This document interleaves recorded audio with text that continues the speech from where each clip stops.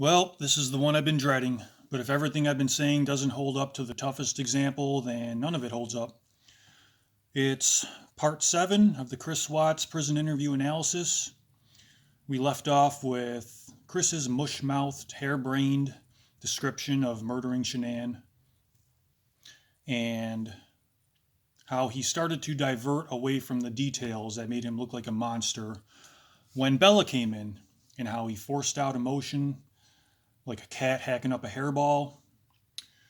So this is where Chris is starting to get desperate. He really, really wants to hide what his true feelings and thoughts were when he saw that Bella was alive, thinking that she was dead. So he's already started to bring out his trusty old security blanket, but he's also woven some new colors and patterns into it to make it more distracting. Remember at the end of the interrogation review how it pretty much brought the whole interrogation to an end when Chris just hid behind this security blanket because everything he was saying was showing the monster from behind the mask of a good guy, everything he was saying. So he brought up the security blanket of, I didn't know what else to do. I just didn't know what else to do. And then Graham and Tammy put an end to the interrogation and go collect evidence instead because they're not getting any more from Chris. So he's developed that security blanket a little bit more in his time in prison. And he's added, I don't know what was going through my head as far as everything that happened. I don't know why it happened. Nothing makes sense to me. Just none of this makes sense. So he's gotten more complicated with his playing dumb. He really believably understands how a dumb person who had no idea what was going on, didn't know what to do, and just did the only thing that they could think of. He really understands that kind of a mindset of an idiot. That's why so many people believe it.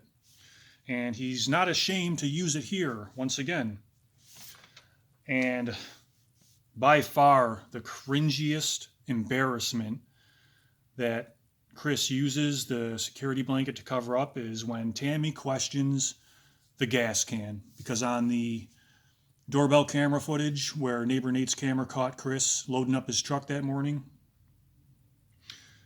Tammy says, I think I saw on the neighbor's doorbell camera that you loaded up a gas can in your truck. Did you have other plans when you were going out there? Referring to how Chris brought his wife and kids from the house out to Survey 319, his work site. And Chris uses that security blanket. I don't know what was going through my head. Thought maybe I could just take care of myself while I was doing all this. And this strikes me as going back into Chris's old method of doublespeak. He hasn't been using much doublespeak, or you notice I haven't mentioned the Chris Watts rule yet, where he just anytime he replies in the negative, the opposite is true. He's learned that that's a pretty weak argument to just everything you did say you didn't do it. That might work with people who want to believe you and want to move on with their day, but it is the flimsiest of barricades against police interrogation. So he hasn't used it at all yet because he saw how much of a failure it was. And now he's going back into his doublespeak, which is, I thought I could take care of myself, because he pauses before he says that. I don't know. I don't know what's going through my head. I thought I could take care of myself while I was doing all this. And that has two meanings, take care of myself. He's trying to pass it off as take care of myself, like kill myself, because I was so regretful and remorseful over what I did and didn't deserve to live anymore because I'm such a horrible person for what I did. But really what he was thinking of at the time, the other meaning to this, was he was taking care of himself by burning the bodies, because he was in panic mode. From what we saw on neighbor Nate's camera, he was loading the truck in panic mode, even though he's been very good at hiding his true emotions and his true thoughts and feelings.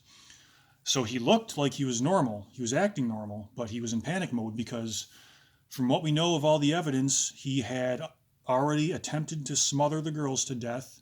He had strangled Shanann to death and then found out that Bella and Celeste were still alive. So now he's thinking, he's already running behind. What am I going to do now? How am I going to get rid of these? The girls are still alive. What am I going to do about this? So I think that it was a tentative plan when he loaded the gas can. He was thinking he was going to strangle them out there and then burn the bodies to make sure they're dead this time. Because smothering didn't work, how do I make sure they're really dead when my coworkers show up? I think he was thinking of burning the bodies, but then the part that he speaks the least about is what he was thinking on the drive from his house to the work site with his dead wife and his 2 still living half-dead kids in the back. Because of how monstrous it'll make him look if he actually describes from point A to point B everything he was thinking and planning and rehashing in his mind. What am I going to do about this? How am I going to get away with this now? I'm going to get caught now. He was freaking out, but he doesn't talk about that. It's just, hey, I don't know what was going through my head. At one point they said, Daddy, it smells. And the reason is because he was thinking about burning the bodies, but doesn't want to tell them that because it'll make him look awful, as it should. But then he decided against that because people would see a fire from far away, they would see the smoke and ask questions, and even more so than that, if no one sees the smoke way out in the middle of nowhere or the fire, his coworkers would smell the burning flesh when they showed up. So I think that's what finally made him decide on settling for the oil tanks instead. If everything had worked according to plan, I think he would have just killed them all in the house and then buried them all in one hole. But for the reasons I covered in the interrogation review, his master plan revealed, he wanted to do that, but then for all the reasons he couldn't. So he decided on this. And that's the reason for the gas can, but Graham and Tammy's follow-up questions, because they see how ridiculous this sounds. You're going to kill yourself with a gas can? And Chris is like, he immediately sees how preposterous it is. Well, I don't have any weapons. I've never done anything bad before. So just to blow yourself up? Or were you thinking of starting a fire out there? Is what Graham and Tammy are asking. Were you thinking of starting a fire out there? Are you going to blow yourself up? What? This doesn't make sense, Chris. But they're saying it in a friendly way, letting Chris know how ridiculous this sounds, because no one just kills themselves intending to kill themselves with gasoline. The ones who do that are doing it for an ulterior motive, not just to kill themselves, because suicide is to end your pain, not to cause yourself the most pain possible. And so he just hides behind the security blanket of, I wasn't thinking, because he's embarrassed at that point. But what's so tricky about Chris is that he can say things like, as ridiculous as that sounds, he does say things that pertain to people who really are the person he's pretending to be, will believe and relate to. And I saw a couple of examples of this, like all I ever wanted was to be a dad and they love me and I just don't see how this could happen. Later on, he'll say, every once in a while, I'll look outside and think, what can we be doing today? And we know from Chris that he had zero intentions of raising his kids to be adulthood. That was never his goal. The reason he had kids was just to make himself look like a good guy. And as soon as that wasn't serving the purpose anymore, he had no problem just emotionally pushing a button to put an end to his fatherhood, even though we see how many steps and how many lies he was willing to go through and the risks he was willing to take to put an end to his fatherhood. But emotionally, he was just pushing a button to end it. So he's willing to go through all of that to end his fatherhood. That's how little he thought of being a dad. And yet he knows what to say to relate to people who really do want to see their fatherhood through to the end and make sure that their kids have all the chances that they had and have the best possible arena to play in when they become adults and have their own life. As a dad, you could hear these things that Chris is saying about fatherhood and say, yeah, I need to pull it together and be a good dad for my kids. They love me and I need to give them the chances that I had. They need to have their fair shot in this world, and I'm going to make sure they do. Thanks, Chris. It's actually remarkable when you think about it, because within minutes of hearing things like that a loving father can really relate to, we see that Chris is so far away from that person he's pretending to be, he's almost coming around the other side of the world back towards himself again. Because when this pinworm talks about what happened on the drive to Survey 319 and what happened at Survey 319, his work site, how he put his wife in the truck wrapped up in a sheet from head to toe with garbage bags on her to cover the parts that were showing, with his still living daughters that he had attempted to smother, sitting above their mother's dead body. And anytime they ask about it, he just says she doesn't feel good. We're taking her to a hospital. She'll be fine. That's all he's saying to his daughters as far as what we're telling her. I'm sure there was a lot more going on that he's not saying in his head, obviously, and also more importantly, a lot going on in Bella and Celeste's heads while they were living through this. And that's the part that Chris just has no insight at all into Bella and Celeste. Nothing about what they're going through. Everything is being told from Chris's point of view. To get sympathy for himself, he's portraying it in a way of what he went through, how tough it was for him. Nothing about how tough it was for Bella and Celeste, what he was putting them through. He doesn't have any insight into that. And Graham and Tammy both probably bomb over too, but he's letting Graham and Tammy run the show. And Graham and Tammy are asking questions to try to get Chris to speak for them, to see what they went through. They're who we really care about. So when Chris is describing how when he got to Survey 319 and he ends up putting the blanket over Cece's head and strangling her to death, he doesn't mention how Bella is still alive with right next to her, right next to Cece while she's being strangled to death for allegedly 2 to 5 minutes. He doesn't say anything about what she's going through. He doesn't say anything about what Cece's going through, obviously, because that's horrible and makes him look even worse. So Graham asks, did Bella know what was going on, Chris? And Chris, with that same inflection that he used when he said of Shanann's death, she wasn't fighting. He says of Bella, she wasn't saying anything. So I guess she was okay with it. When really,